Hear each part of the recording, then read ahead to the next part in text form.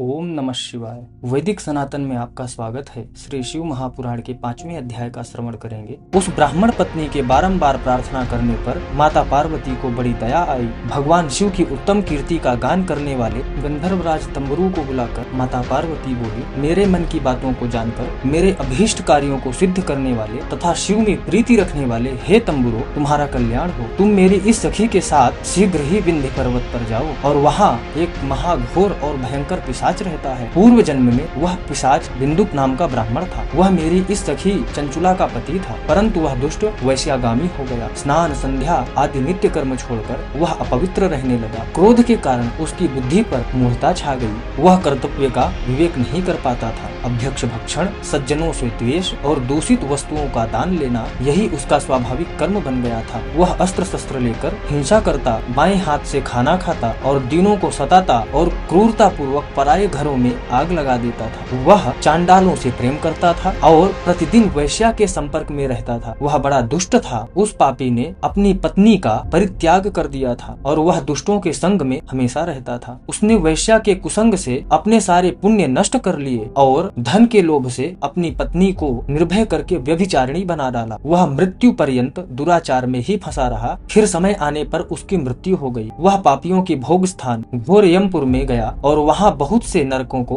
भोग कर वह दुष्ट आत्मा इस समय विंध्य पर्वत पर पिशाच बना हुआ है। वहीं पर वह दुष्ट पिशाच अपने पापों का फल भोग रहा है। तुम उसके आगे यत्न पूर्वक शिव पुराण की उस दिव्य कथा का प्रवचन करो जो परम पुण्यमयी तथा समस्त पापों का नाश करने वाली है। उत्तम शिव पुराण की कथा के श्रवण से उसका हृदय शीघ्र ही समस्त पापों से शुद्ध हो जाएगा और वह प्रेत योनि का परित्याग कर देगा। दुर्गति से मुक्त होने पर उस बिंदुक नामक पिशाच को मेरी आज्ञा से विमान पर बैठाकर तुम भगवान शिव के समीप ले जाओ। माहेश्वरी उमा के इस प्रकार आदेश देने पर गंधर्वराज तंबुरु मन ही मन बड़े प्रसन्न हुए और उन्होंने अपने भाग्य की सराहना की। उसके बाद उस पिशाच की सती साध्वी पत्नी चंचुला के साथ विमान पर बैठकर नारद के प्रिय मित्र तंबुरु वेग पूर्वक विंध्याचल पर्वत पर गए, जहाँ वह पिशाच रहता था। वहाँ उन्होंने उस पिशाच को देखा। उसका शरीर विशाल था। वह कभी हंसता, कभी रोता और कभी उछलता था। उसकी आकृति बड़ी विकराल थी। भगवान शिव की उत्तम कीर्ति का गान करने वाले महाबली तंबुरु ने उस अत्यंत भयंकर पिशाच को बलपूर्वक पाशों द्वारा बांध दिया। उसके बाद तंबुरु ने शिव पुराण की कथा सुनाने का निश्चय करके शुद्ध स्थान और मंडप आदि की रचना की। इतने में ही संपूर्ण लोकों में वेग से यह प्रचार हो गया कि देवी माता पार्वती की आज्ञा से एक पिशाच का उद्धार करने के उद्देश्य से शिव पुराण का उत्तम कथा सुनाने के लिए तंबुरु विंध्य पर्वत गए हुए हैं। तब उस कथा को सुनने के लोभ से बहुत से देवता और ऋषि भी शीघ्र ही वहां जा पहुंचे और आदर पूर्वक शिव पुराण सुनने के लिए आए हुए लोगों से उस पर्वत पर बड़ा अद्भुत और कल्याणकारी समाज जुट गया। तत्पश्चात तंबुरु ने उस पिशाच को पाशों से बांधकर आसन पर बिठाया और हाथों में वीणा लेकर गौरीपति की कथा का गान आरंभ किया। महात्म्य सहित पहली अर्थात प्रथम संहिता से लेकर 7वीं संहिता तक शिव पुराण की कथा का उन्होंने स्पष्ट वर्णन किया। साध संहिता वाले शिव पुराण का आदर पूर्वक श्रवण करके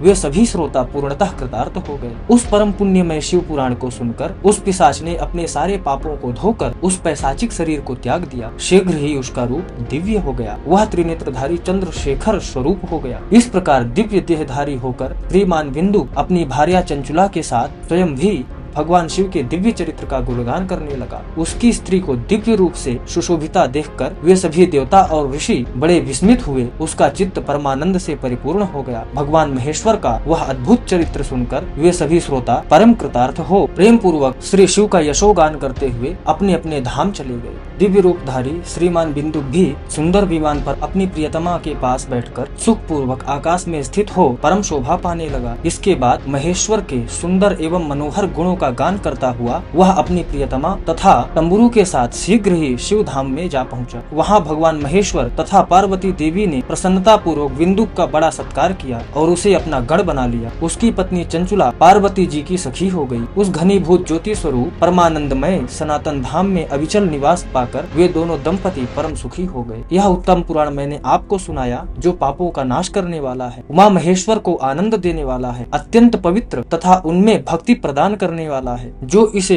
भक्ति पूर्वक सुनता है अथवा एकाग्र चित्त होकर इसका पाठ करता है वह अनेक संसार के सुखों को भोग कर अंत में मुक्ति को प्राप्त करता है। इस प्रकार श्री स्कंद महापुराण के अंतर्गत श्री शिव महापुराण महात्म्य में बिंदुक सद्गति वर्णन नामक 5वां अध्याय संपन्न हुआ। प्रत्येक दिन शिव पुराण सुनने के लिए सब्सक्राइब करें। ओम नमः शिवाय।